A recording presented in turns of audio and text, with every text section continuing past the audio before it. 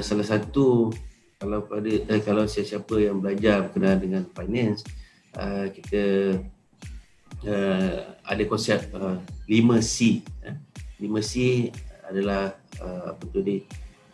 satu prinsip yang dipegang oleh pihak perbankan ataupun bankers dalam memberikan pinjaman kepada pelanggan-pelanggan mereka.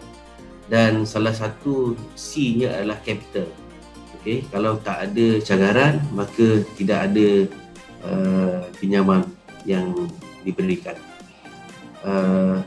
Satu lagi adalah cash flow. Okay, cash flow bermakna kalau dalam keadaan biasa mereka melihat cash flow ataupun perkembangan syarikat 3 tahun yang lepas, dan mereka ingin melihat perkembangan syarikat selepas diberikan bantuan pinjaman ini pada masa 3 tahun yang akan datang. So, kalau kita lihat dalam keadaan sekarang ini, saya berani jamin 90% peniaga tidak akan berani untuk mengeluarkan ataupun memberikan dokumentasi cash flow ataupun anggaran cash flow yang menunjukkan mereka akan untung secara besar-besaran dan dapat membayar loan yang mereka terima daripada pihak bank secara konsisten. There's a lot of uncertainty dalam keadaan yang kita berada sekarang ini, dan tujuan kerajaan untuk memberi bantuan melalui bank-bank ini mungkin tidak akan tercapai jika mereka masih bersikap sedemikian. Okey, soalannya sekarang, apa yang kita perlu buat? Pihak di PMM dan juga beberapa jabatan, beberapa persatuan yang lain telah pun mengajukan persoalan-persoalan ini kepada negara Malaysia. Sebahagiannya melalui SME Corp, sebahagiannya melalui perbualan dan juga komunikasi kita direct dengan bank-bank dan juga bank negara, representatif daripada bank negara. Jadi feedbacknya amat baik. Kalau 2 minggu lepas bank negara assign 3 orang pegawai untuk attend kepada persoalan-persoalan kita dan juga laporan-laporan, juga aduan-aduan berkenaan dengan bank-bank tidak memberikan kemudahan kepada orang yang sepatutnya diberikan kemudahan. Pada minggu lepas telah ditambah lagi 3 orang pegawai untuk attend kepada permasalahan ini. Jadi bank negara memang mengambil perhatian berat berkenaan dengan perkara ini. Cuma apa yang saya dan rakan-rakan usahawan risaukan adalah, adakah bank sanggup untuk memberikan pembiayaan kepada mereka yang dalam keadaan biasa evaluation bank mengatakan tidak boleh diberikan kepada mereka ini. Kalau COVID-19 punya impact dalam masa 6 bulan akan datang, sudah tentu syarikat akan beroperasi dalam keadaan yang rugi. Adakah mereka ingin memberikan pembiayaan kepada mereka? Dan sepatutnya lah mereka memberikan pembiayaan, kerana inilah orang-orang yang akan merancangkan ekonomi semula selepas COVID-19 ini dan seterusnya pada masa akan datang, dan mereka inilah yang akan memberi gaji kepada pekerja-pekerja di dalam Malaysia ini. Kalau ikutkan statistik, ada 12 juta pekerja dalam Malaysia, dan daripada 12 juta pekerja ini 1 juta lebih, 1.5 saya pun tak hafal, adalah pekerja yang dalam sektor bekerja dengan kerajaan, dan yang lainnya adalah daripada sektor swasta.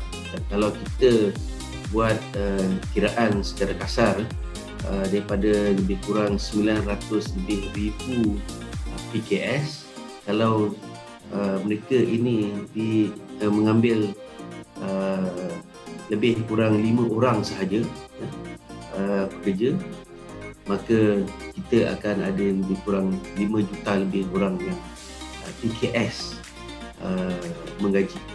Jadi kalau mereka ini tidak dibantu sekarang, maka ekonomi kita secara keseluruhan akan lebih menguncup tadi, dan lebih ramai orang akan kehilangan kerja, dan ini akan jadi, saya tak Hazbi, saya tak ingat apa perkataan bahasa Malaysia dia, tapi dia akan jadi compounding effect, maknanya sudah jatuh di tiga tangga pada kita rakyat Malaysia. Jadi saya menyeru kepada bank-bank supaya dapat melonggarkan seperti yang disarankan oleh Kerajaan Malaysia dan Bank Negara, perkara-perkara ataupun evaluasi yang dilakukan untuk memberikan peluang. Okey, itu satu. Okey. Contoh-contoh yang kita dapat adalah 700 juta daripada pembiayaan ini telah diberikan kepada Bank Skala Nasional, dan Bank Skala Nasional sebenarnya ada beberapa program. Jadi program yang 700 juta ini adalah secara maksimalnya satu orang peminjam boleh dapat maksimal RM75,000. Jadi kalau kita tengokkan sama ada ia cukup atau tidak, 700 juta kalau diberikan kepada 700,000 orang ataupun entiti yang di dalam kategori SME, setiap orang cuma dapat RM1,000 saja, Hazbi. RM1,000 maknanya nak bayar gaji sendiri pun masih lagi belum lepas. Jadi dari segi itu sebenarnya memang belum mencukupi. Dan saya menyeru, oleh kerana bantuan ini ataupun pembiayaan ini adalah terbuka kepada semua, ianya tidak mengikut kulit, maka saya menyeru ahli-ahli Dewan Perniagaan dan Usahawan Melayu supaya mulakan perlumbaan anda untuk pergi ke BSN dan meminta bantuan yang tersebut itu. Kerana kalau kita lambat, disebabkan oleh kerana kita tidak ada dokumentasi, disebabkan kita tidak cukup syarat dan sebagainya, dan ataupun kita lambat mengambil tindakan, maka kita akan tertinggal. Dan seperti yang saya katakan tadi, kalau semua orang diberikan secara sama rata, memanglah pun dah tak cukup. Dan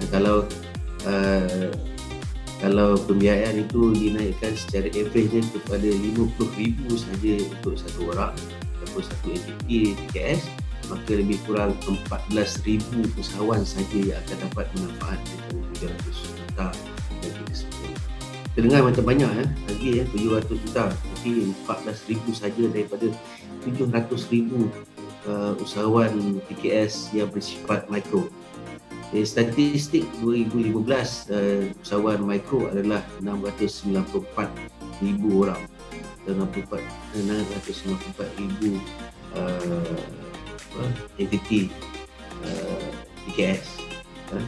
Cuma 20 lebih kurang 20,000 usahawan yang dikategorikan sebagai sederhana. Yang lain adalah kecil, daripada 900,000 orang PKS tersebut. Itu saya, Hazbi.